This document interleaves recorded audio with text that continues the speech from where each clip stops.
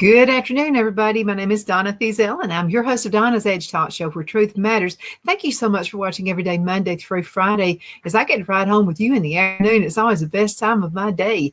You can continue sending emails to Donna@donnasedge.com. That's Donna@donnasedge.com. You can find us syndicated on Abundance Television, found on Roku, Apple TV, and Amazon Fire. And don't forget the podcast on the podcasters, the newscasters.com. Also, all of the social media sites, you can find us there as well. You know, if you're at work and you're getting in trouble because, see, the show actually airs live every day, Monday through Friday, beginning at 2 p.m., and that's on the Eastern time zone.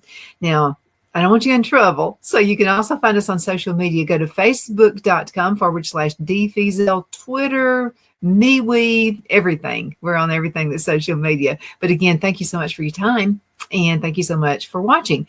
Now, one of the emails that I received recently was, how do you compost? Because you guys have heard about that. You know, I like to save money, and I compost, and I do this on a frequent regime, I guess you would call it. But I wanted to show you a couple things you can do before we start getting into composting and exactly how that works. Now, I save, you know, every time we have apples, we eat fresh fruit, vegetables, all of that. So when we have apples, and someone doesn't want the apple peel, or if I have apples that maybe just about to get a little bit too soft and we like ours crispy, and maybe I don't want to make a pie or something like that, I make vinegars, and we're going to have a whole show on that, on how to do that. But this is one form of composting that you can do, save a lot of money. I know you've probably bought vinegar like Bragg's vinegar.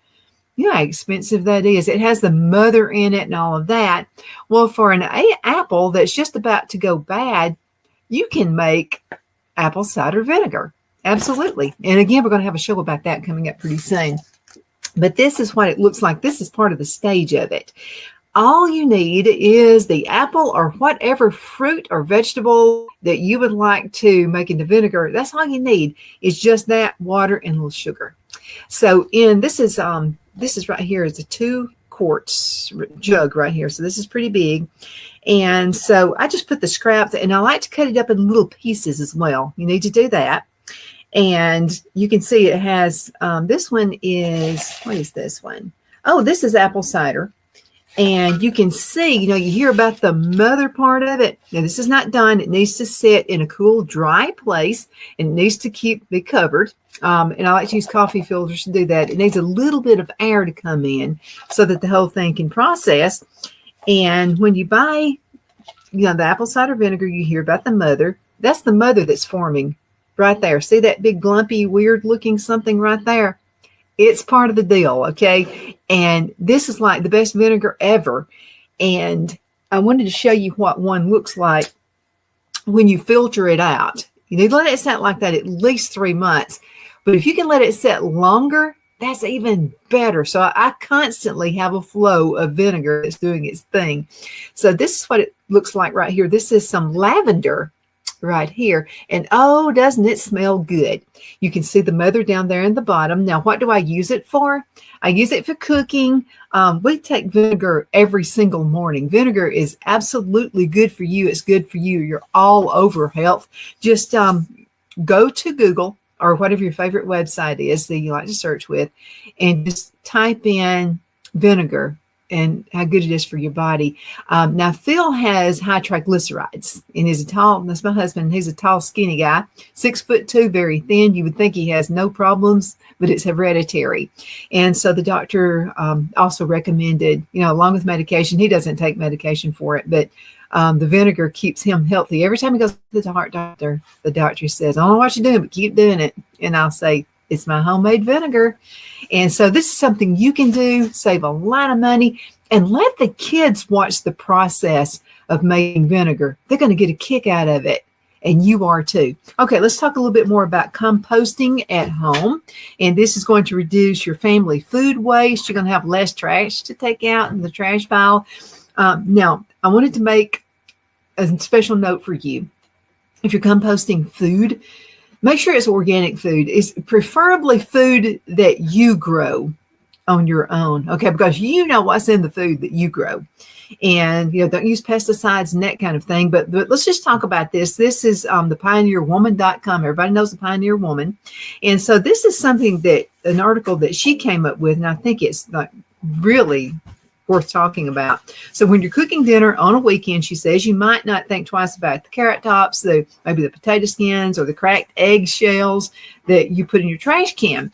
But what you can do with these items is that you're turning into garbage, you can turn it into something really good, and it's a thriving garden, and it's called composting. So the USDA estimates that a mind-boggling 30 to 40% of the country's food supply is wasted due to food spoilage, grocery stores ordering too much food, and consumers buying more than they can eat. However, there's a way that we can prevent sending these leftover bits to a landfill, okay? Again, for your own, even if you don't have a vegetable garden and you have a flower garden, your flower garden is going to love this compost. Again, it's the best compost you can ever have. So let's talk a little bit more about that.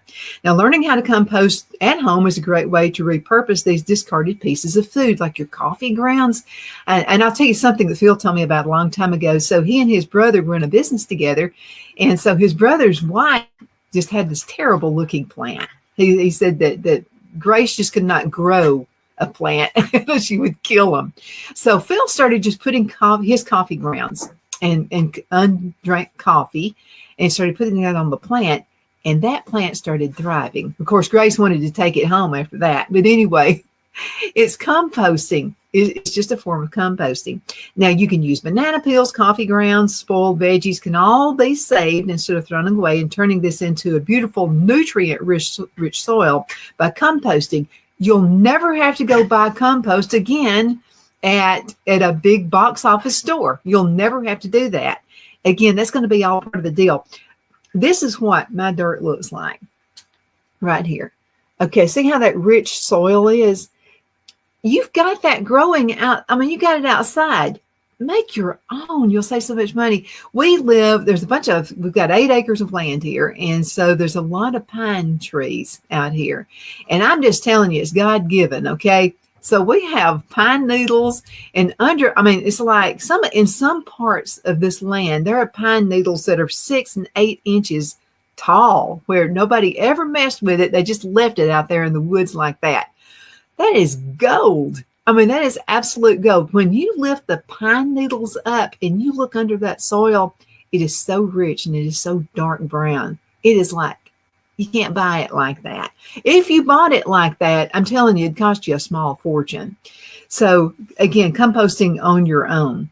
Okay, so why you should compost? Well, we just want to make our gardens nice and beautiful and have beautiful food that we can eat.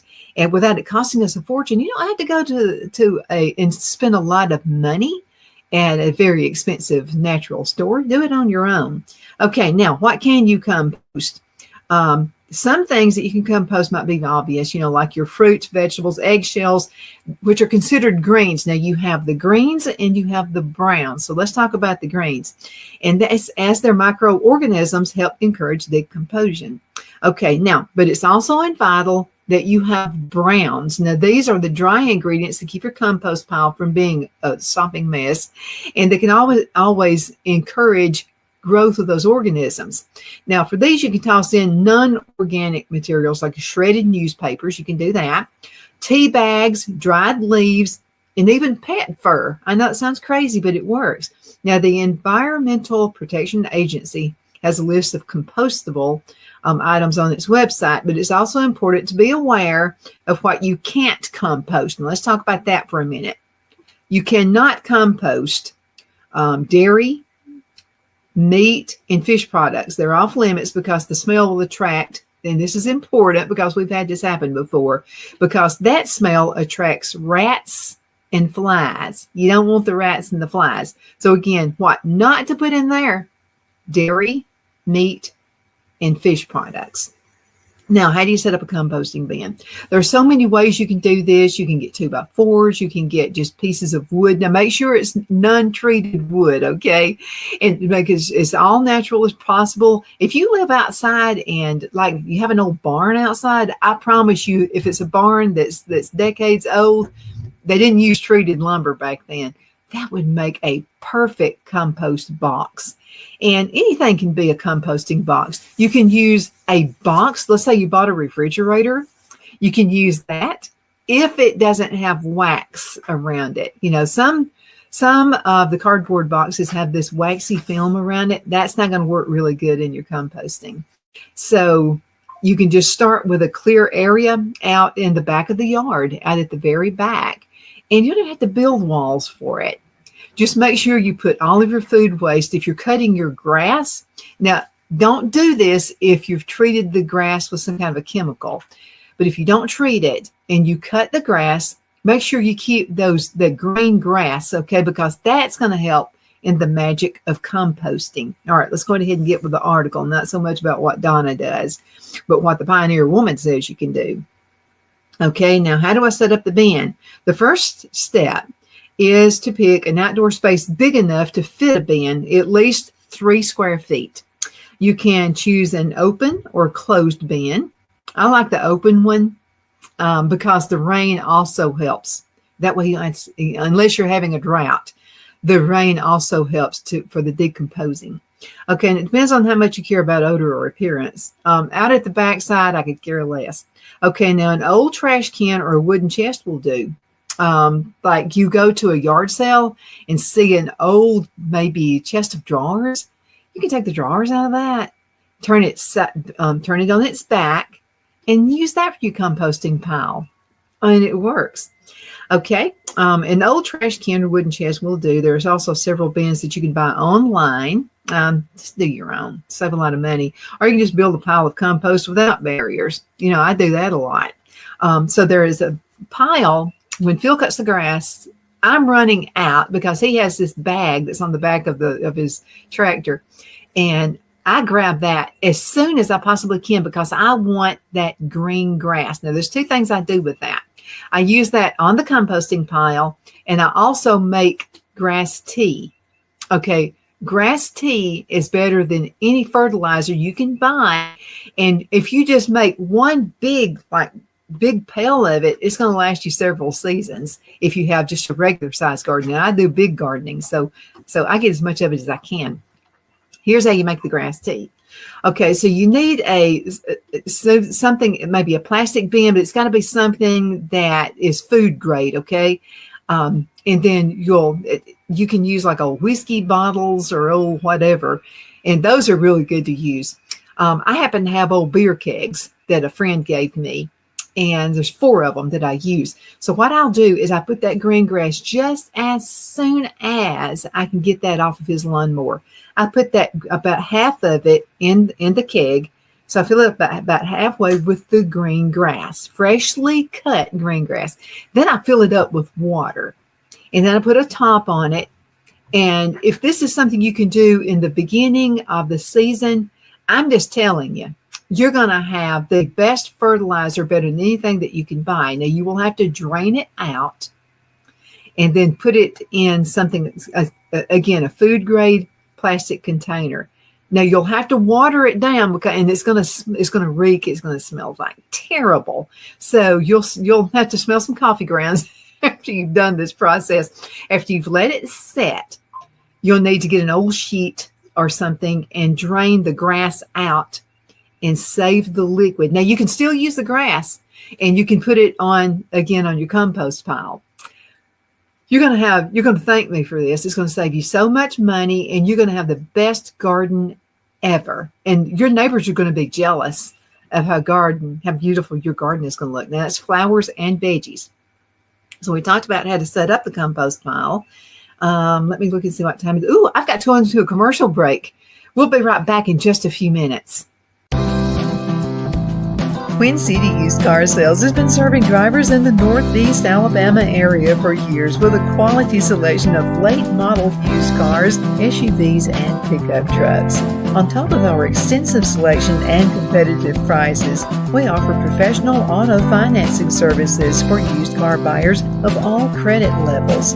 Whether you've just begun your search or you're ready to secure your next vehicle, at Twin City Used Car Sales, you will drive away with the vehicle of your dreams. The sales and finance staff at Twin City Used Car Sales looks forward to serving you, and you can apply for financing online before your visit to our used dealership in Gadsden, Alabama. Check us out on the web at twincityusedcars.com or go by our location at 901 First Avenue, Gadsden, Alabama. We sincerely look forward to serving you.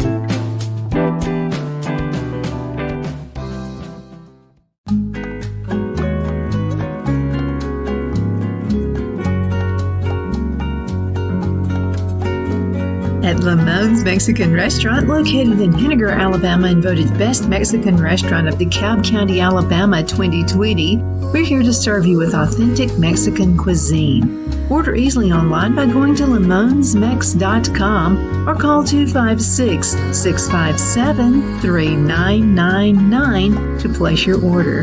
We're open Sunday through Thursday 11 a.m. to 9 p.m. and Friday and Saturday 11 a.m. to 10 p.m. Whether you're celebrating a cozy date night for two or a celebration for a crowd, at Lamone's you'll love our atmosphere and friendly servers. Thank you for dining with Lamone's Mexican Restaurant.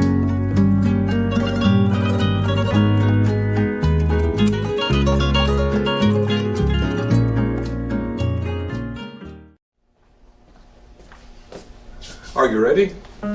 We all wonder what tomorrow will bring, but the future lays itself at the feet of the prepared and surrenders to the will of the persistent.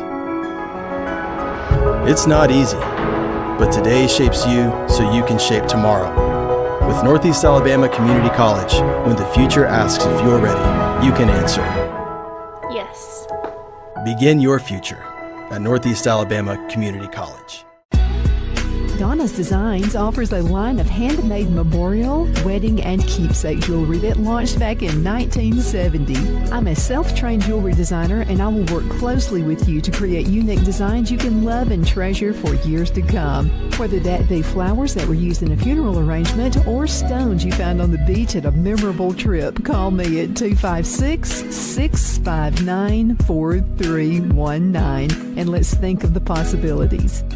At Liberty Bank, we're all about community. Whether it's to help with a charity fundraiser or help families in need, toys at Christmas, or a local football team, we're here for you. You see, we realize the importance of family. Sometimes it's to build a new home or necessary home repairs. We're here for you.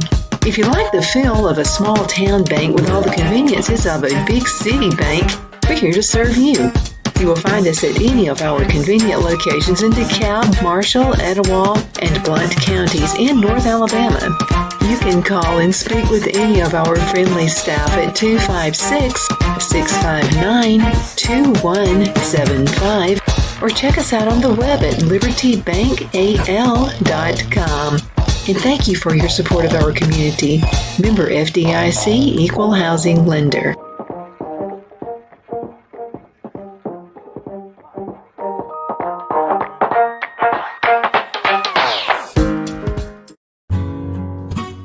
The only place I buy my beef is Lone Tree Ranch in Collinsville, Alabama. Their cattle is born and raised on their ranch, grass and grain fed, and you can feel confident when you serve your family and friends because their beef is all natural and no antibiotics or hormones are added. You can buy whole beef or perhaps go in with family or friends and buy half. Their customer service is number one as they take care of the delivery to their local processor and can deliver to your home for a small added fee. They also offer herd replacement heifers. I always call Lone Tree Ranch in Collinsville, Alabama for my beef specialty recipes and cookouts, and you can too. Food shortages are increasing, so buy local by calling 256-523-6462. That's 256-523-6462.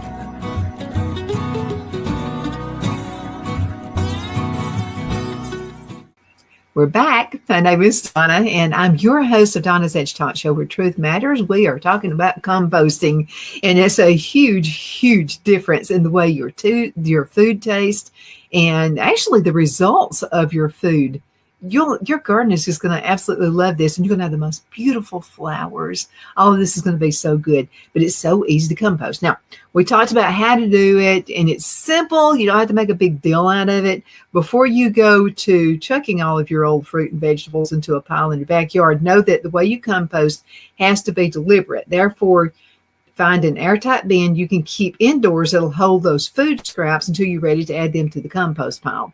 So I just use an old coffee. You know, when you buy your coffee, we have to get it like, industrial size almost, because we drink so much of it. And so I just keep the container that the coffee grounds came in, because it's got a good tight lid.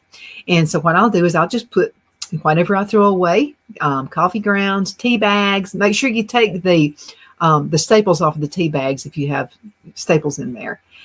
Also, just anything you're going to throw away. It could be apple peel. It could be the core of an apple, cabbage, whatever your food is. You could put that in there. Again, we say stay away from the dairy and stay away from animal products, because that's going to attract rats, and you don't want that to happen. Believe me, they'll find it. Okay, now how long, how do I make the compost?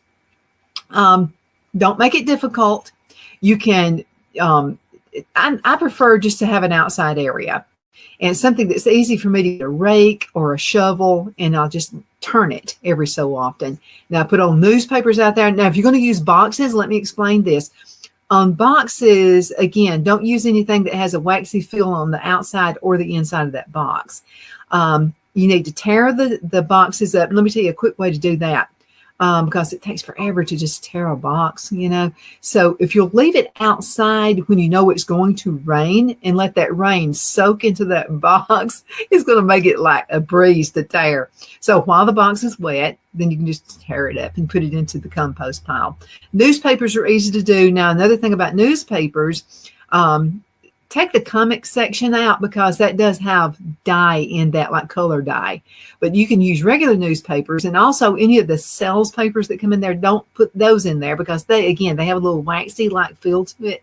So it needs to be just the newspapers, if anybody buys newspapers anymore. But that's a good thing to do. Also, if your grocery store or a place you shop at has paper bags, save them, because it's perfect for the compost pile. Okay, now, how long does it take to compost? Okay, it's going to vary. It's going to vary as to how often you water the garden.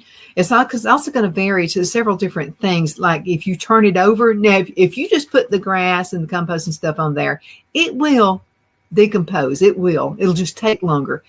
But if you find something like a big yard fork, or a shovel will do, and you'll turn it over occasionally, it's going to be faster.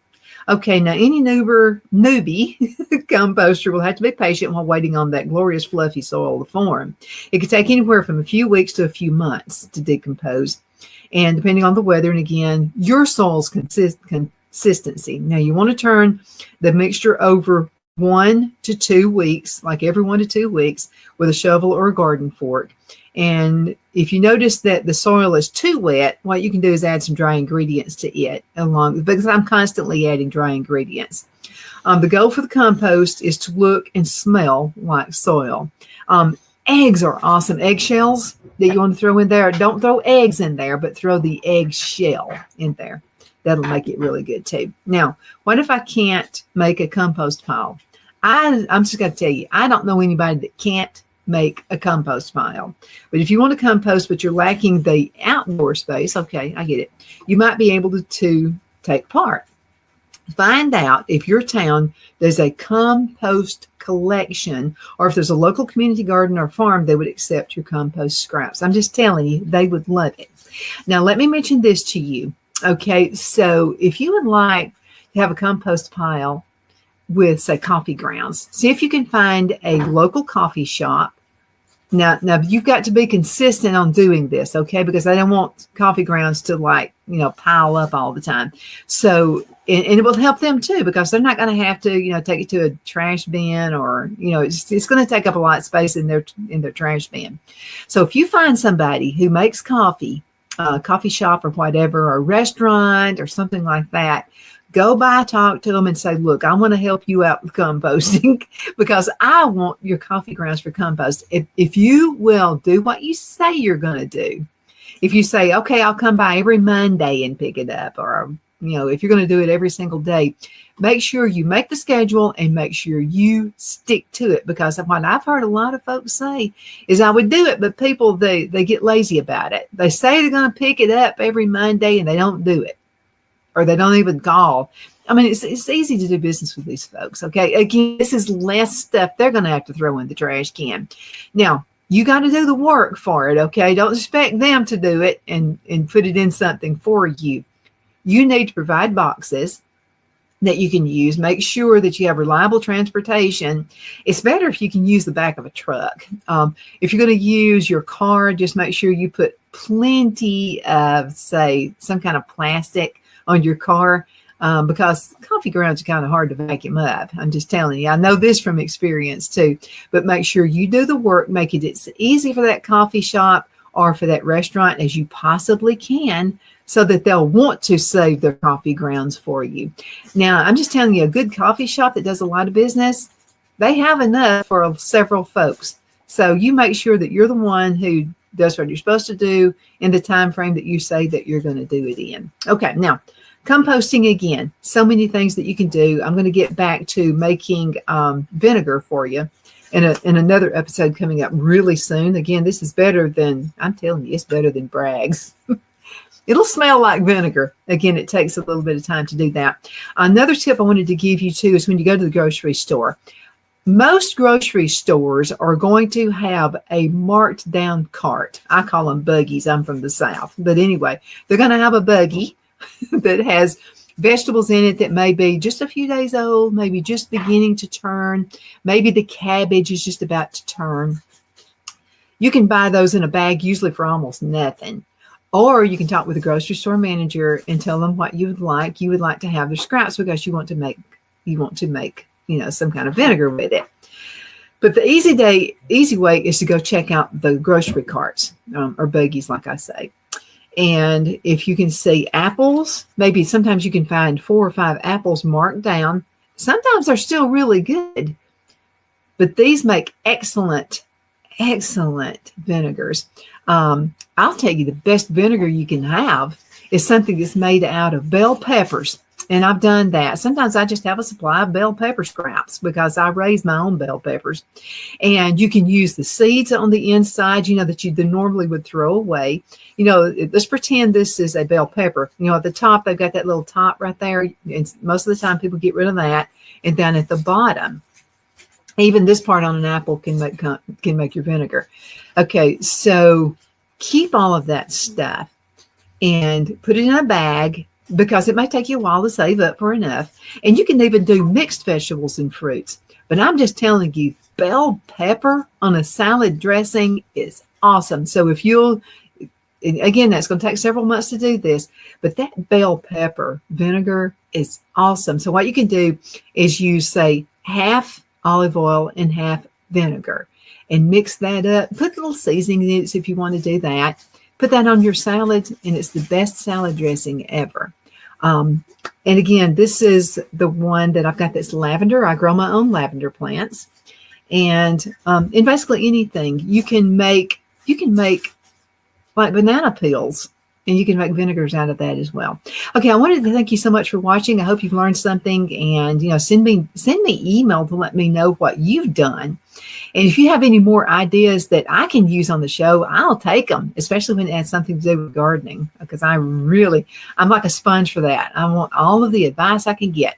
You can send emails to Donna@donnasedge.com. That's Donna@donnasedge.com. Again, thank you so much for watching. You are the apple of my eye. You're the reason that I do this. And I absolutely love getting messages from you. You can find us on television syndicated on Roku, Apple TV, and Amazon Fire. And that's on Abundance Television. And then also you can find us, our podcast, on thenewscasters.com. Thank you so much for watching.